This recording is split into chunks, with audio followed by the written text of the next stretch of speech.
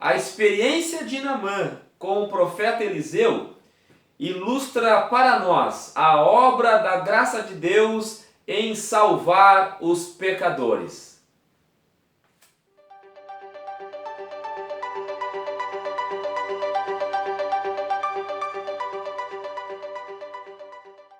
Olá, paz e graça, muito bem-vindos ao canal Sentinelas da Teologia. É um prazer ter você inscrito e participando do nosso canal de Escola Bíblica. Eu sou o professor Daniel Venâncio e estaremos com você até o final deste vídeo trazendo subsídios teológicos para a Escola Bíblica Dominical. A graça e a paz, eu sou o professor Anderson Velasque e este é o nosso e o seu canal Sentinelas da Teologia. E hoje estaremos falando da lição de número 8 da revista da Escola Bíblica Dominical, o terceiro trimestre de 2021, onde nós vamos falar de Naamã é curado da lepra, não é isso, professor Daniel? Isso aí. E nós queremos iniciar o vídeo falando sobre o propósito de Deus na vida de Naamã.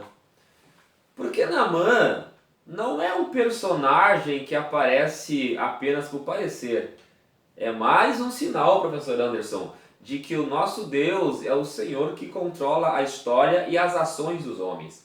Nós vemos muito antes desse encontro que Naamã teve com o profeta Eliseu, que o texto bíblico vai dizer que Deus já havia, o Senhor, Deus já havia dado a Naamã, que era o chefe do exército do rei da Síria, o rei Ben-Hadad, Deus já havia dado a Naamã vitória sobre seus inimigos. Então vejam bem, Anderson, como Deus ele controla a história dos homens.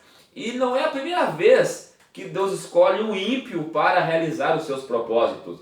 Nós já vemos lá no livro do profeta Isaías, no capítulo 44, versículo 28, Deus chamando Ciro de o meu pastor, aquele ao qual Deus levantaria para permitir que após esse período de trabalhar de Deus na vida do povo de Judá, eles depois de 70 anos pudessem retornar à sua terra natal, a Jerusalém. O instrumento que Deus usou foi um rei pagão, um rei ímpio, chamado Ciro, que Deus o chama de meu pastor. Então aqui não nos surpreende ver toda aquela ação de Naamã em se aproximar de Deus, porque já era Deus trabalhando na vida de Naamã, porque Deus tinha um propósito na sua vida. Isso fica muito claro na passagem que nós estaremos estudando aqui, na sua cura, da lepra. Bom, Naamã, então, Anderson, ele era um oficial, um alto oficial, do comando do exército do rei Ben-Hadad, rei da Síria, que nessa época era uma potência militar muito grande, só que ele era leproso. Ele tinha uma doença que, se ainda não estava, ele seria obrigado a se afastar do convívio do povo, porque a sua doença, primeiro, era incurável, segundo, era contagiosa. E terceiro, quem tinha essa doença sabia que o seu tempo de vida era um tempo curto. Mas houve uma intervenção divina, por quê? Porque este homem ouviu falar que na terra de Israel, na cidade de Samaria, havia um profeta de Deus, chamado Eliseu, que servia ao Deus Todo-Poderoso. Isso mudou a sua vida.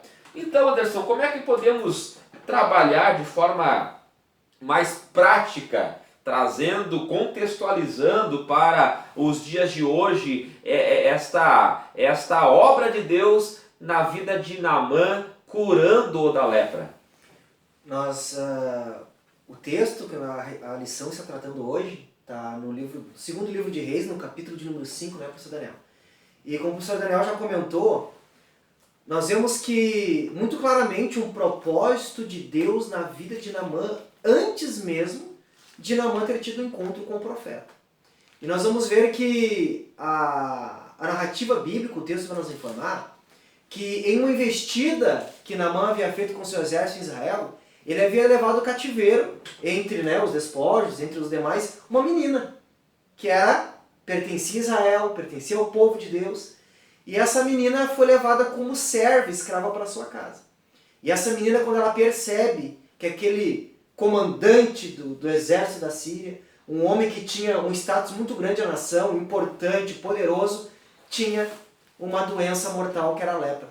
E ela vai dizendo, se o meu senhor, ou seja, Naamã, estivesse diante do homem de Deus em Israel, certamente ele seria curado da lepra. Então nós vemos que o fato desta menina estar na casa de Naamã não foi um simples acaso, mostrando que não existe coincidências. Tudo há um propósito de Deus. E nós vemos que essa menina estava na casa de Naamã, e mesmo ela estando como uma serva, uma escrava, tinha sido arrancada da sua terra, tinha sido arrancada da sua família, mesmo assim lá ela dava testemunho do Deus que ela servia.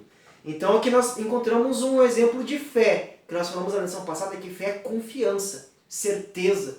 Então ela confiava, ela tinha certeza que o Deus do profeta Eliseu tinha poder para curar Naamã daquela lepra. Tanto que ela vai dizer, se o meu Senhor estivesse diante do profeta, certamente o Deus de Israel lhe curaria dessa lepra. Então nós vemos aqui o propósito de Deus, não só no decorrer da história, usando Naamã como um general, um comandante que tinha vitória com seu exército, mas também levando esta menina para dentro da casa de Naamã, para que através dela ele ouvisse o testemunho do Deus que existia em Israel. Então, todo aprendizado judaico que aquela menina teve na sua infância serviu como instrumento de Deus para que ela proclamasse o nome de Deus a Naamã.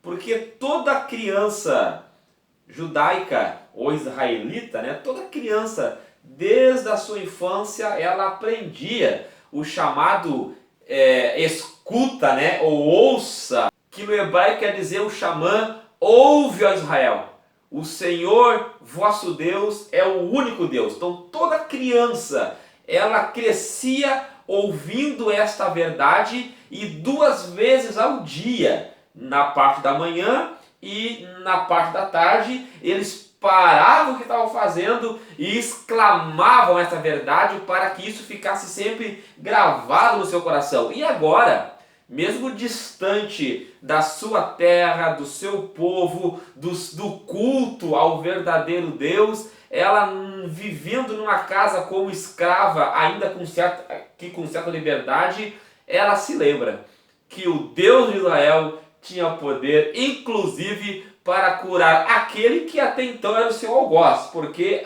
o tirou do meio do seu povo e o levou para uma terra distante. Mas ela não se preocupou com isto, porque uma coisa que esta menina tinha, e temos que exaltar isto, porque é um elemento que não pode faltar na vida do homem e da mulher de Deus, que o professor já citou, que é a fé, a confiança no Deus que serve. Situação nenhuma, lugar nenhum, problema nenhum é capaz de minar esta fé do coração, porque esta fé está depositado naquele que é maior do que tudo e todos, chamado o Senhor, o Deus Todo-Poderoso. Glória a Deus. Anderson, e nós temos também algo que devemos falar, Porque, vejam bem, esse passo que Naamã deu não foi um passo fácil. Ele era um alto oficial, alto comandante do exército do rei Ben-Hadad.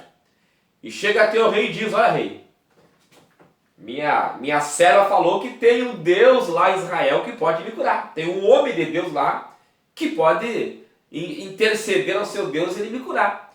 Então o rei Ben-Hadad escreve uma carta autorizando Naamã ir lá e forçando o rei de Israel a atendê-lo. Porque embora essa carta fosse uma carta de cordialidade, mas quem mandava naquele momento era o rei da Síria, era Ben-Hadad. E enviou presentes, né? Enviou ouro, enviou prata, enviou vestes festivas. E o ouro e prata que foi enviado com Naamã não era pouco, era alguns quilos de prata e alguns quilos de ouro. Muito bem lembrado. Por quê? Porque na visão deles, porque eles estavam acostumados a isso, né? Que os deuses deles, em troca de algo, pedia também algo que deveria ser dado como presente. E ele acha que o Deus de Israel também é um Deus que tem interesse em práticas humanas, em presentes humanos, em ações humanas. Então envia todo este presente para ser dado ao rei, para ser dado ao profeta e assim por diante. Mas para a sua surpresa, quando ele chega lá, ele se depara com o rei de Israel. E aqui, Anderson, fica muito claro a descrença do rei Joel. Deus enviando o alto comandante do exército inimigo para que ali ele pudesse ver que Deus tinha poder para colocar esses homens nas suas mãos. E o que ele faz? Ele acha que aquilo é uma trama para destruí-lo, para tirá-lo do trono, para invadir a Israel, e ao invés de confiar em Deus, se desespera. Aqui nós vemos o exemplo de alguém que, mesmo sendo o representante da nação de Israel, que era o povo de Deus, o povo escolhido do Senhor, não tinha fé, ou seja, não tinha confiança. Quando chega aquele pedido de Naamã, ele rasga as suas vestes, que era um sinal de desespero, um sinal de humilhação, um sinal de alguém que estava profundamente desesperado numa situação difícil. Nós vamos ver que o profeta Eliseu, ele vai enviar um recado para o rei. Rei, permita que este homem Naamã venha até mim para que ele saiba que existe Deus em Israel. Então nós vemos aqui já um exemplo, né, de alguém que não confia no Deus que serve. Alguém que não confiava no Deus da nação. Alguém que, diante de uma situação, ao invés de ter confiança, tranquilidade, sabendo, conhecendo, fé, certeza no Deus que servia, acaba se abalando pela circunstância, que era o pedido do rei Ben-Hadad. Ou seja, eles tinham, ou ele, né, o rei Jorão, tinha a ciência de que, diante daquele quadro aparentemente impossível aos olhos humanos, ele não poderia fazer nada. Não poderia fazer nada. Mas, contudo, ele havia esquecido que havia alguém que poderia. E ainda bem que ele tinha um homem de Deus que conhecia o Deus que ele servia, e ele vai deixar bem claro que esta obra era uma obra para Deus fazer e não para os homens. Outro ponto importante é a questão da cura. O processo todo que levou Naamã a ser curado. Porque muitos focam a cura de Naamã aos 7 mergulhos que ele deu no Rio Jordão, a ação do profeta Eliseu, e esquecem que aquilo tudo é apenas algo de menos importância. O importante ali, naquele momento, foi a ação de Deus trabalhando na vida de Naamã, e por isso Deus usou todo esse processo. Não é assim, professor? Então nós vemos que o próprio Eliseu, ele vai desmistificar os conceitos, as crenças de Naamã. Porque quando Naamã ele vai até o profeta Eliseu, professor Daniel, nós vemos que Naamã ele pensava o quê? Agora o profeta vai vir, vai ficar de pé, vai invocar o seu Deus, vai tocar na minha lepra, eu ficarei curado. Só que nós vemos que Naamã queria que, ou melhor, o profeta Eliseu queria que Naamã compreendesse que a cura não vinha do homem, não vinha do profeta. A cura vinha de Deus. E hoje nós vemos que tem pessoas que pensam que a cura ela está em homens. Ah, eu vou pegar lá um pedaço da camisa do pastor tal, o suor do pastor tal, ou vai ser as mãos do pastor tal. Nós vemos tantas coisas desse tipo, né? Como se a cura, o poder curativo estivesse nos homens. Não. Nós vemos que Eliseu queria deixar bem claro para Naamã que quem iria curar Naamã não era o profeta, mas era o Deus do profeta, que era o Deus de Israel. Então ali Naamã, ele fica decepcionado, ele fica, nossa, pensei que o profeta viria, tocaria, mas não, o profeta como diz, não, o negócio é Deus. E o profeta só vai enviar as diretrizes, aquilo que Deus, através da sua palavra, havia orientado que Naamã deveria fazer, que era mergulhar 7 vezes no Rio Jordão. Ou seja, como o professor acabou de falar, o problema de Naamã, e aí D.L. Moody, quando ele vai expor esse texto, ele vai dizer que o problema de Naamã é que Naamã já chegou diante do profeta Eliseu com tudo pronto, achando que o profeta Eliseu ia fazer, ia acontecer da forma como ele imaginava que fosse. Não.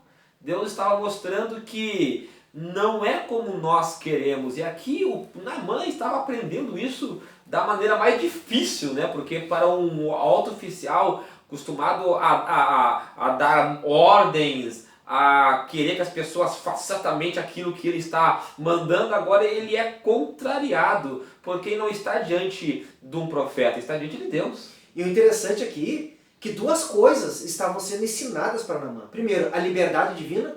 Deus não precisa de toque de homens, não precisa de sopro de homens para realizar milagres. Deus é Deus, mostrando a liberdade. Deus não precisava que o profeta. Não, Deus precisava de quê? Ou melhor, não que Deus precisava, mas Deus queria trabalhar na vida de Naamã a fé. Que Naamã tivesse confiança que o Deus que o profeta Eliseu servia iria curá-lo, não dependendo do profeta, mas sim na confiança, na fé. Naamã deveria confiar que aquilo que Deus havia ordenado pela sua palavra, através de Eliseu, ele deveria cumprir, porque Deus iria fazer a obra na vida de Naamã. E aí nós temos um processo divino sendo trabalhado em Naamã. Primeiro, Naamã ele acaba perdendo a calma, né? Porque as coisas não saíram como ele queria e ficou bravo.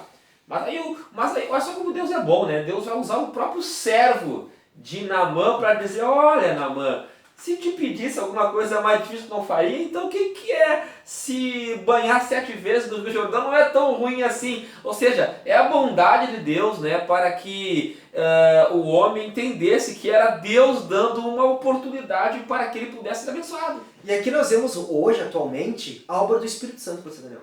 Porque às vezes a palavra de Deus vem e parece que às vezes nós estamos orgulhosos, coração duro, mas eu vou ter que fazer isso, amar o meu inimigo, né? Fazer o bem àqueles que me fazem mal. Aí o Espírito Santo vai trabalhar em nossa vida como quem, né? Como que diz: não, mas tu precisa sim amar o teu inimigo. Não, mas é muito melhor tu fazer o bem do que tu retribuir com o mal. Então nós vemos que aqui nós podemos pegar uma prefiguração, né? Uma obra, ou seja, aquele servo que estava com Naamã disse: mas porventura, né? Faz, já vê, tá aqui, obedece a palavra de Deus na boca do profeta, então o Espírito Santo nos faz, às vezes, trabalho nos nossos ânimos e no nosso orgulho, para que nós não simplesmente creiamos, mas façamos de acordo com a palavra de Deus para a nossa vida. Porque imagina, Anderson, de Damasco até Samaria era 160 quilômetros. Olha o quanto este homem andou. O que era para ele mergulhar 7 vezes no Rio Jordão? Aparentemente não era algo difícil, mas para ele, que era um homem orgulhoso, soberbo, né, altivo, foi muito difícil. Mas aí Deus estava o quê? Quebrando ele, mostrando que a salvação vem de Deus e da forma como Deus determinou, que é através da fé no seu nome, no seu poder, na sua obra salvífica, já aqui expressa através da graça do nome do Senhor Jesus. Então é assim que funciona o processo de quebra do pecador, né?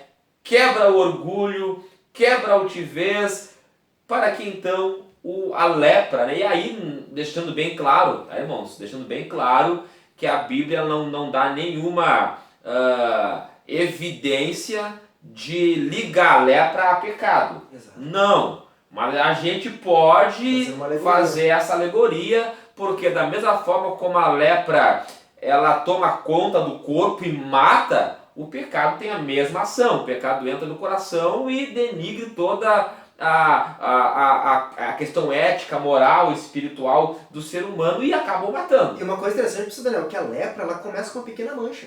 É uma pequena mancha na pele, como se fosse um pequeno fungo que inicia, e ela vai crescendo até tomar conta de todo o corpo, levando a pessoa à morte. Assim, o pecado. Ele inicia com pequenas concessões, coisas pequenas. É o que vai falar em Eclesiastes, né? Assim como uma pequena mosca, ela estraga, tira o bom perfume do perfumador, assim o pequeno pecado. E quando vê, isso se torna algo tão grande na nossa vida, que acaba tomando conta de todo o coração, todo o ser, escravizando o homem e levando ele à morte espiritual. E aqui nós vemos muito claro, você que é professor da escola bíblica, você que está acompanhando esse vídeo, o trabalhar de Deus na vida de Naamã. E aqui nós possamos perceber, professor Daniel, que essa lepra foi o meio que Deus usou para atrair Naamã para a sua presença. E o interessante é que o fato de Naamã ter que mergulhar 7 vezes no Rio Jordão era uma humilhação, porque o Rio Jordão tinha águas barrentas. Eram águas com lodo, era água suja. E daí nós vamos ver que Naamã ele vai questionar, mas porventura, na Síria tem rios limpos, de águas limpas, eu vou ter que me humilhar, mergulhar 7 vezes num rio sujo, água suja. Aqui nós vemos que Deus estava trabalhando, como disse o pastor Daniel, no caráter. Deus estava humilhando, quebrantando. Porque todo aquele que se achega a Deus, ele tem que vir com o coração quebrantado. Foi o que o Davi disse. Se Deus se agradasse em sacrifício, eu daria. Mas o que Deus não rejeita, o que agrada a Deus? Um coração quebrantado, humilhado, um coração que reconhece que é pecador, que é falho. E Naamã precisava se humilhar. Naamã precisava se quebrantar, deixar aquele orgulho, aquela soberba de lado e reconhecer, eu sou um leproso e eu preciso de Deus para ser curado dessa lepra. Eu preciso obedecer a palavra de Deus para que eu seja curado. E o interessante é que eram 7 mergulhos. Não tem nada de místico aqui nesse número 7. Alguns gostam muito dessa numerologia, né, professor Daniel? Mas não. Mas aqui também nós podemos fazer uma pequena analogia, uma pequena alegoria. Que podemos dizer que essa representação do número 7 seria os 7 dias da semana, todos os dias. Nós precisamos nos humilhar. Todo dia nós precisamos reconhecer que nós somos pecadores. Assim como Naamã precisava reconhecer que era um leproso e precisava obedecer a palavra de Deus para ser curado. Nós precisamos reconhecer que nós somos pecadores e nós precisamos estar com a nossa vida de acordo com essa palavra, para que nós possamos ser limpos desse pecado que nos arrodeia todos os dias tão tenazmente, tão próximo, corrompendo a nossa vida, nosso coração, não é assim, professor Daniel? E esse texto, ele é tão verídico, porque tem gente que não gosta de pregar o Antigo Testamento, né? Porque acha que o Antigo Testamento não faz parte da Bíblia. Mas o próprio Jesus, lá no livro de Lucas, capítulo 4, versículo 27, Jesus vai citar não só Elias, como também o profeta Eliseu, dizendo que na época do profeta Eliseu havia muitos leprosos em Samaria, mas nenhum deles foi curado, a não ser Naamã. Ou seja, olha o próprio Jesus, no momento em que ele está em Nazaré, aonde ele entra na sinagoga, pega o livro do profeta Isaías, lê e diz que hoje se cumpriu essa palavra na minha vida, em que o Espírito do Senhor está sobre mim, aquele texto do profeta Isaías. E aí ele vai fazer menção do Antigo Testamento, porque o Antigo Testamento era a Bíblia dos apóstolos. O Antigo Testamento era a Bíblia que Jesus usava. E Jesus está dando testemunho. E outra coisa importante, mais ou menos 29 vezes Elias é citado no Novo Testamento. Eliseu é citado uma vez, Jonas é citado. Tantos personagens, histórias e passagens do Antigo Testamento é citado, mostrando que o Antigo Testamento é tão importante quanto o Novo Testamento. Um precisa do outro, porque é uma sequência, é o único volume que aponta para Deus trabalhando na história através de tudo que foi escrito nesses 2 testamentos, que são a palavra de Deus. E nós vemos aqui, professor Daniel, que Naamã foi curado, sim. A Bíblia vai dizer que aquela pele que estava tomada da lepra, ele ficou com uma pele como de criança. Mas ele foi curado após o quê? Crer, ou seja, ele teve que confiar, ter fé, confiar que aquilo que Deus havia ordenado através do profeta seria o método para ele ser curado, e se humilhar. Então, após ele crer e obedecer a palavra de Deus através do profeta, ele foi curado. Mostrando que é assim na nossa vida, né, professor Daniel? É nós reconhecermos, ter fé que a obra de Cristo na cruz é poderosa para nos purificar dessa lepra que se chama pecado. E nós nos humilhamos, que é se humilhar, reconhecer que nós somos incapazes de nos libertar e curar a nós mesmos, mas ter confiança na obra do Cristo. E outra coisa importante, professor Anderson, é que Naamã havia levado muitos presentes. E ele chega diante do profeta Eliseu e diz, olha, esses presentes aqui são para vocês. E Eliseu então... Ouro, prata, roupas belas. Coisas preciosíssimas, Exato. né? Que qualquer homem ganancioso ficaria tentado. Encheria os olhos. Mas Eliseu disse que não. Por quê? Porque não há barganha com a obra de Deus. Deus não faz as coisas esperando que nós dê algo para Ele em troca. O que Deus poderia querer de nós? O que nós temos para oferecer para Deus? Lembrando que o profeta Isaías vai dizer que por maior que seja a justiça dos homens, diante de Deus não passa de trapos de imundícia. E o que é ouro para Deus? O que é prata para Deus? Isso não é nada. O que é fama? O que é poder? Autoridade, por maior que seja a autoridade investida sobre o homem? Para Deus não é nada. Porque Ele é o Todo-Poderoso. Ele é o único Senhor. Só Ele tem condições de nos oferecer algo. Nós não temos condições nenhuma de oferecer algo para Deus. Por isso que a única coisa que nós podemos fazer de forma humilde e graciosa mediante o que Deus fez por nós é viver uma vida de piedade para que o nome do Senhor seja glorificado, no sentido de que pessoas olhem para nós e vejam em nós a luz de Cristo.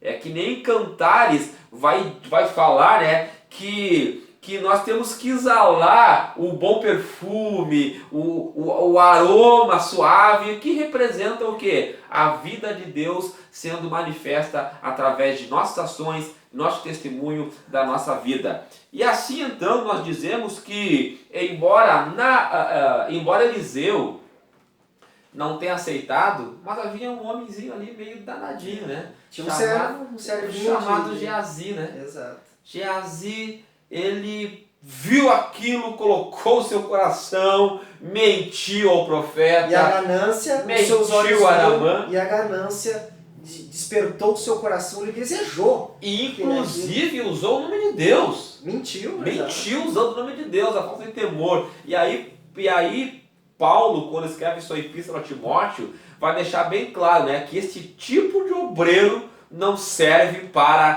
casa do Senhor. Obreiro avarento, que tem amor ao dinheiro, que tenha apego às coisas deste mundo, não tem valor para a obra do Senhor. E o Pedro... Senhor quer o quê? Um coração puro, que tenha somente interesse único pelas coisas de Deus. E Pedro vai falar isso na sua epístola também, dizendo que o obreiro não deve cuidar do rebanho de Deus por torpe ganância. Não deve fazer a obra de Deus com desejo de ficar rico, de ganhar coisas em troca disso, riqueza, dinheiro, tirar vantagens, não. O obreiro deve trabalhar por amor, por gratidão, por fé no Deus no qual ele serve. E aqui nós vemos Geazi deixando esse exemplo de alguém que tinha ganância às coisas, ao ouro, à prata, e quis usufruir, quis usar da obra de Deus para tirar lucro em cima disso. E foi o que aconteceu, foi tomado da lepra de Naamã. Concluímos então dizendo que a experiência de Naamã com o profeta Eliseu ilustra para nós a obra de Deus através da graça salvando pecadores. E aí, Anderson, para finalizar, eu quero citar aqui Charles Spurgeon, né? O seu testemunho, quando ele entra lá na paróquia para ouvir a pregação, ele entra para se abrigar do mau tempo, né? Temporal. E ali estava um homem pregando de forma simples o livro do profeta Isaías: olhai para mim e serei salvo. E aquilo entrou no coração de Spurgeon, ele viu. Então não é pelos meus méritos, pelo meu esforço, mas sim pelos méritos de Cristo. A salvação, como diz Jonas, ela vem do Senhor. E que a graça do Senhor, pela sua bondade, continue alcançando vidas para o reino dos céus.